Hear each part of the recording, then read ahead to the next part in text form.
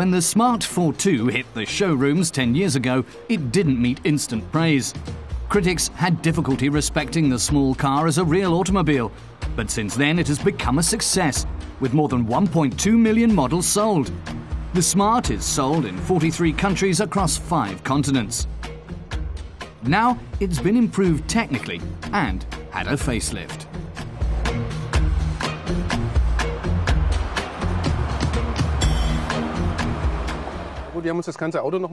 Smart took a fresh look, listened to customer advice and decided to change things where they saw room for improvement, explains spokesman Heiko Bornhöft. They say the new interior looks higher quality. There is a new head unit with a new and improved radio with hands-free operation, sat-nav and a hardware interface. They say there's also surround sound because customers had complained the sound wasn't good. And there's a cruise control system for driving in areas where people have to be careful about their speed.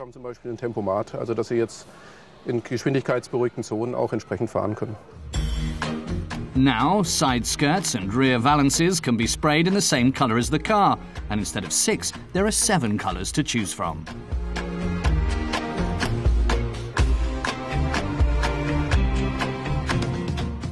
The LED daytime running lamps are also new, but have to be ordered extra. The safety cage is now also available in white, and a new engine helps to reduce emissions.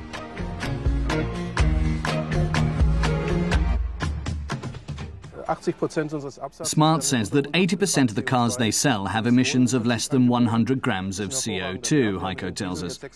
They say their diesel models emit 86 grams of CO2 per kilometre, setting the standard on the market. Smart is also confident the Electro Smart will be the car of the future, which is completely locally emission-free. No model has emissions over 120 grams CO2, which makes them very competitive. Customers who order the Brabus-tuned version of the Smart have a whole range of options to choose from. They get 26 horsepower more than the most high-powered regular Smarts, a 102 horsepower petrol engine with acceleration to 100 kilometers an hour in 8.9 seconds. It costs €16,870 in Germany.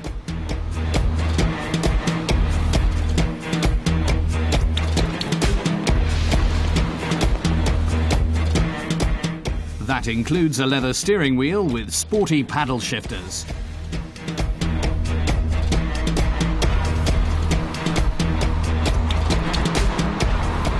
Bodo Buschmann of Brabus says they have numerous colours and technical innovations that can be incorporated into the smart cars.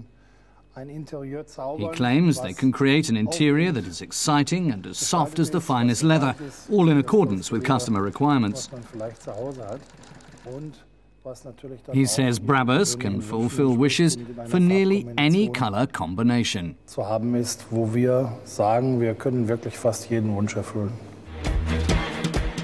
There are 1,000 different colour combinations available under the Smart Brabus tailor-made option, combined with 6 different colours for the canopy.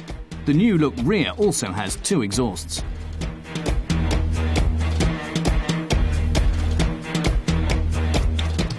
The interior comes in 30 different colours of leather and exclusive designs.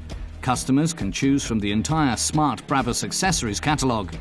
There is a Smart model on offer for every taste around the world.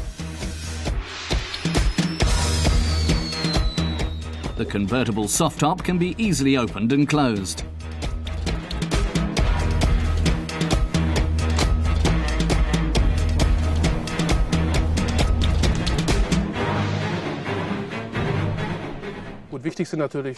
Smart's Heiko Bornhöft says that the company feels that the USA and China are extremely important and sees them as growing markets because there's been a change in attitude and people are looking at cars differently. But they also say that it will take time because Smart also took 10 years to establish itself in Europe. Smart says there is great potential and these markets are now their main focus.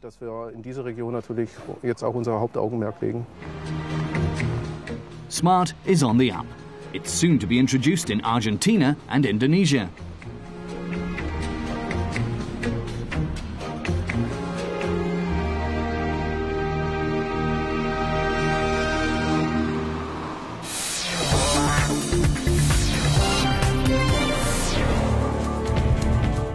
A showdown at the Hockenheimring in Germany. Drive It takes two Seats for a test ride. The standard model versus the racing car. They look pretty similar from the outside, but what is it like to drive them? And what's under the hood of the street Cupra?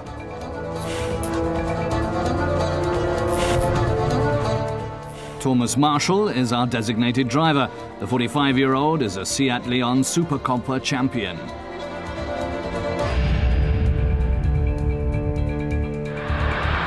First, he takes the street Seat out for a spin. Thomas likes the feel of the car. He tells us how surprised he is that the car is so safe and fast on the track.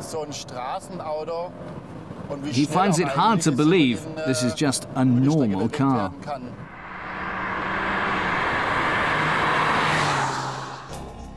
The Leon Cupra is a mean machine. It costs €28,590, a 2-litre turbo with 240 horsepower, 0 to 100 in 6.4 seconds and a top speed of almost 250 kilometers an hour.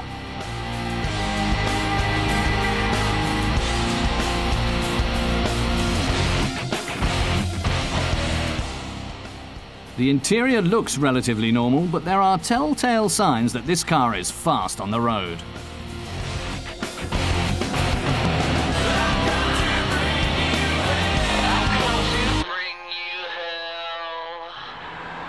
But will it be able to take on the Hockenheimring? Thomas Marshall says that of course you can't compare it directly to the racing car. It's designed for day-to-day conditions on the road, and that's the way it's supposed to be. The Seat Cupra is fast. Thomas clocks a lap time of 2.06. And now it's time for the red racing machine.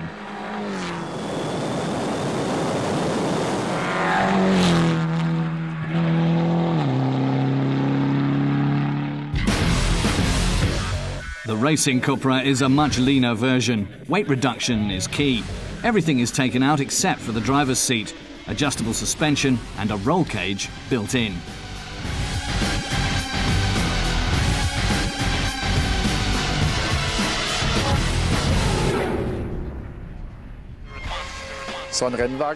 Thomas says a racing car like this is a whole different beast than the standard car. He points out the front spoiler, which he says is designed to create traction so the front wheels have the best possible grip when rounding corners or braking. Then he shows us the air vent to cool the engine, and at the back the rear diffuser. Our driver explains how the air that flows in at the front goes through the underbody and out the diffuser at the back, creating contact pressure at the rear axle to give it the best possible grip. The rear spoiler also applies pressure on the rear axle. He and his colleagues adjust the spoiler when they're driving on tracks with a very high top speed so that they can go even faster. Thomas says that everything has been removed that isn't absolutely necessary. There is no insulation, just metal. Then he examines the pedals. On the left is the brake and on the right the accelerator. Thomas says there is no clutch and that paddle shifts on the steering wheel change gears through the direct manual gearbox.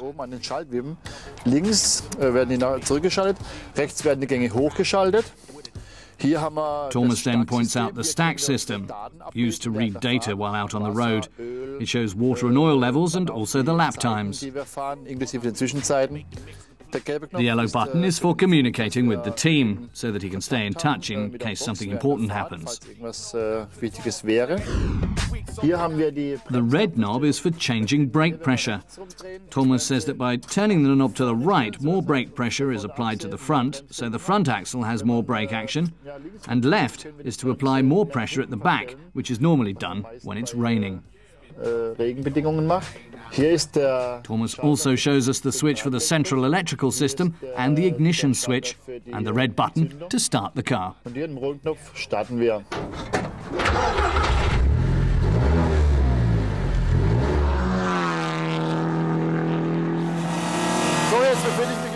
Thomas says that this is the car he works in and that it is very different to the standard Leon Cupra that normal people drive.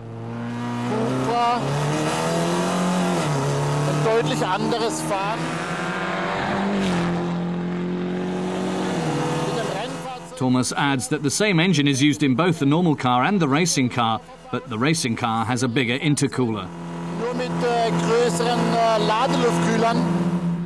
Which means 300 horsepower and 340 newton meters.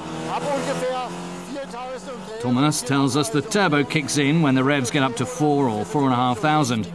The turbo then drives the gears up to around 6,500 revs.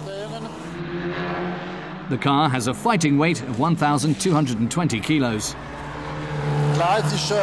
The car is specially tuned to react to the conditions of the track so that it stays stable around bends. Thomas says it can be designed to slide more at the rear or the front, depending on the conditions.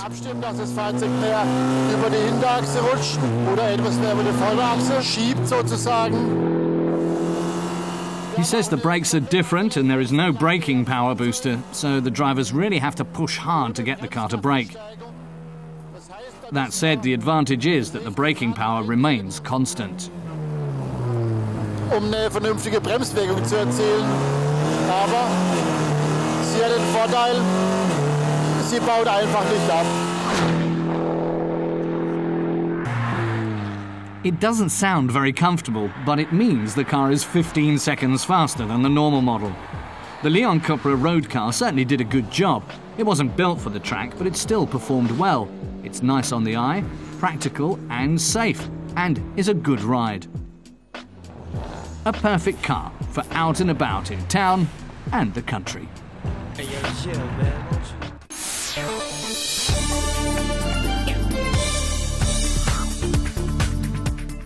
Peugeot has given a sneak preview of the new generation of the 508s, which will go on sale in Europe at the start of 2011. The cars are available as sedan and estate models. The sedan is 4.79 meters long. The wagon is 2 centimeters longer. The Peugeot 508 will also be available as a hybrid with around 200 horsepower. The new Carrera GTS closes the gap between the 911 Carrera S and the 911 GT3. Porsche's new offering has 23 horsepower more than the Carrera S and 27 less than the GT3. It will be available as a coupe and a convertible. The GTS premieres at the Paris Motor Show in October. The price of the GTS coupe in Germany is €104,935.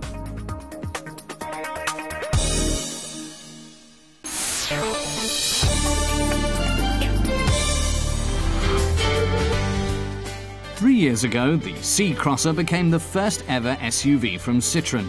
Its appearance has remained the same since then, but one new addition is a double clutch system that has 6 gears, automatic or manual, to select via paddle shifters on the steering wheel. The DCS translates into super fast gear changes, what's more without any loss of torque. Even when you change gears manually, you barely notice the shift. The new double clutch system further enhances the ride comfort in the C-Crosser, especially in the fuel-efficient 2-wheel drive mode. 4-wheel drive can be electronically activated and distributes power to each wheel as needed. In low-grip conditions, the lock mode electronically optimizes the power. For really tough terrain, the C-Crosser is, like all SUVs, not the ideal choice. Off-road use here is primarily handy for journeys through mud or sand. And when the weather is colder and wetter, the increase in on-road safety is enormous. Its visual impact is strong thanks to the streamlined headlamps.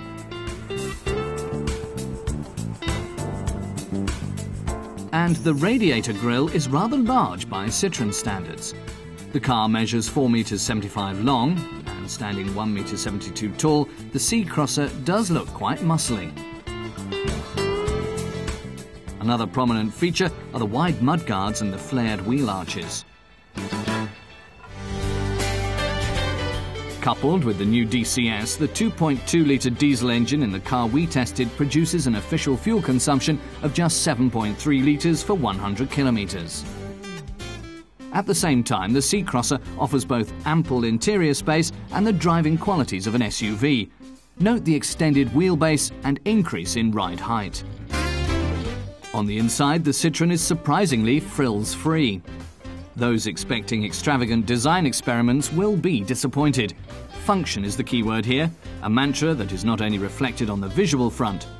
A park assist and rear view camera, for example, are very handy.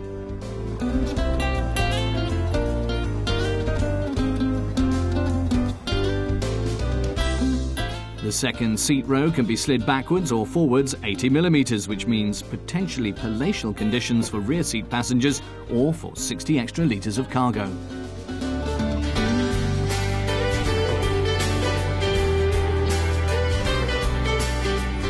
For additional cargo capacity, you can fold the rear seats forward, increasing the space available to 1,686 litres. And the split tailgate is extremely practical. The lower section can be folded out horizontally and can itself support loads up to 200 kilograms.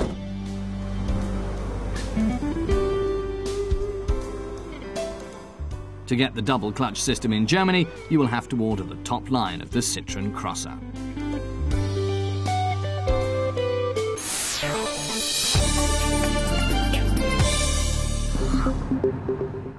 Driving with a caravan is no piece of cake. A lapse of concentration can have potentially disastrous consequences. Keeping within the speed limits is crucial, says Dino Silvestro from the ADAC, the German automobile club.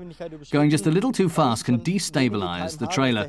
If the trailer does start to sway, you should neither steer nor accelerate. A touch on the brake pedal will make it stable.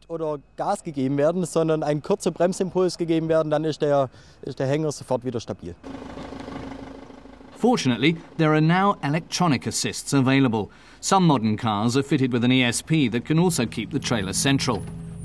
The ADAC tested 5 station wagons and 5 SUVs, each towing a 1,600 kilo caravan and with a tongue weight of 75 kilos. A special upgrade of ESP detects the trailer and also any swaying movement. It then stabilizes the trailer through selective braking on the car wheels.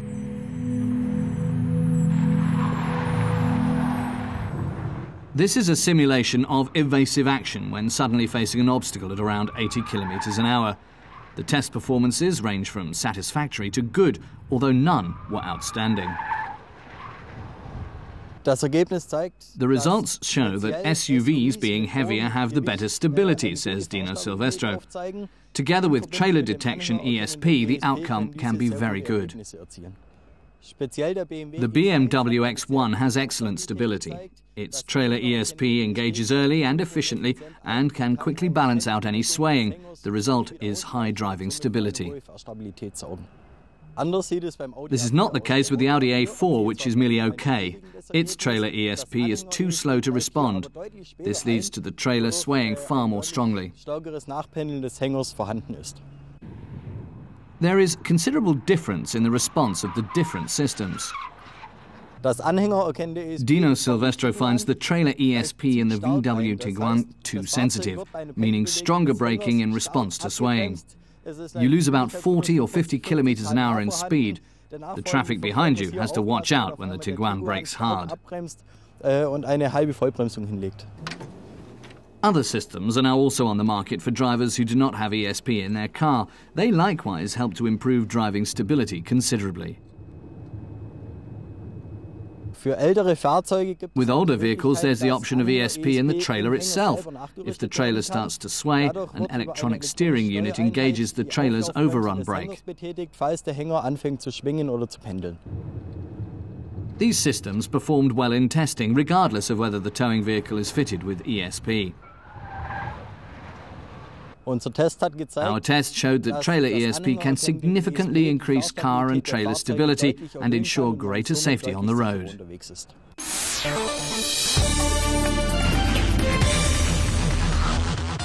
Pristine, untouched nature. Not for long. Thrills, spills and stunts galore at the 6th meeting of the Romaniacs Motocross Rally in Romania. It's considered the toughest multi-stage race in the world.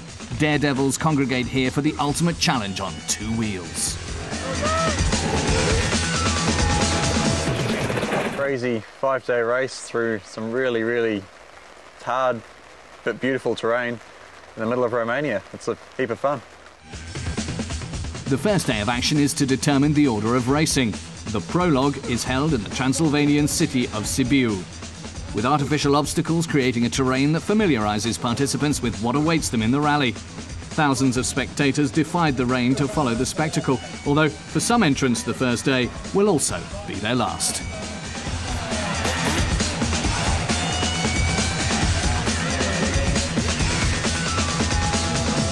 A huge shot of adrenaline. Yeah? All adrenaline, yeah, it's good. And they're off. The route is tricky enough under normal conditions, and the rain turns it into a nightmare. The first day covers 186 kilometres of constant ascents and descents, but the riders are no softies.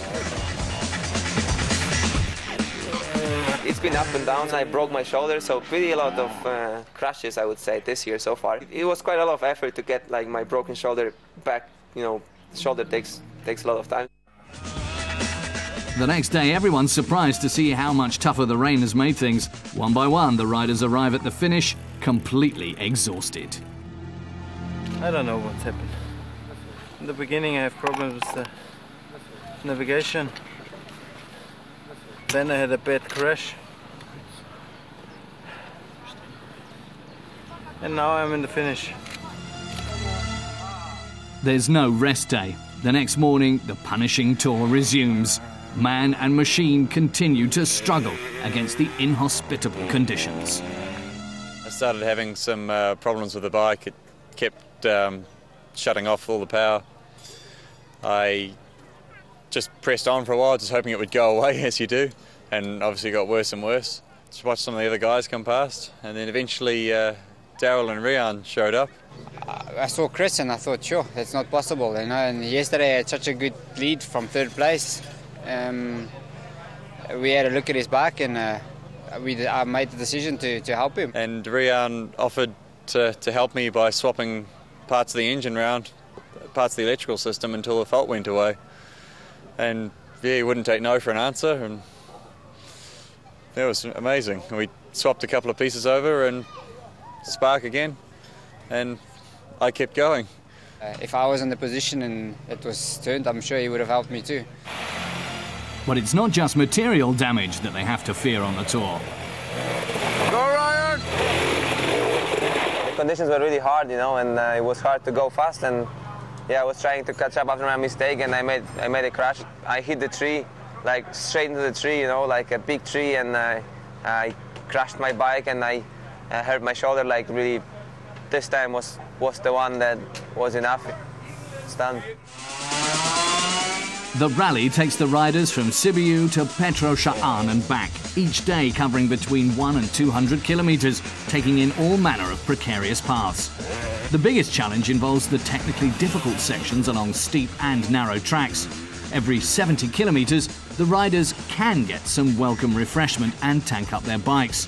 The course is marked by signs and ribbons and is also stored in the riders' GPS systems as an extra safety guarantee.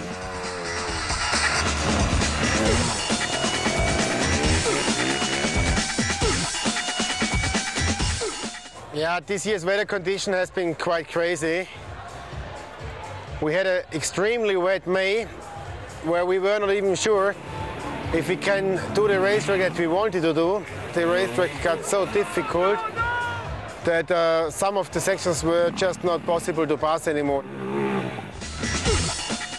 Chris Birch is worn out and covered in mud, but delighted to reach the finish line in first position. The bike ran absolutely perfectly today. The KTM was absolutely 100% perfect. All the little problems we've had were solved. Fix it and just full noise all day. In this race, coming second is also a commendable achievement. By far, it's 4 days of the hardest thing I've ever done, you know, and I don't think I'll be riding my bike for at least 3 weeks when I get back home. But it was good, and I'll definitely come back next year again.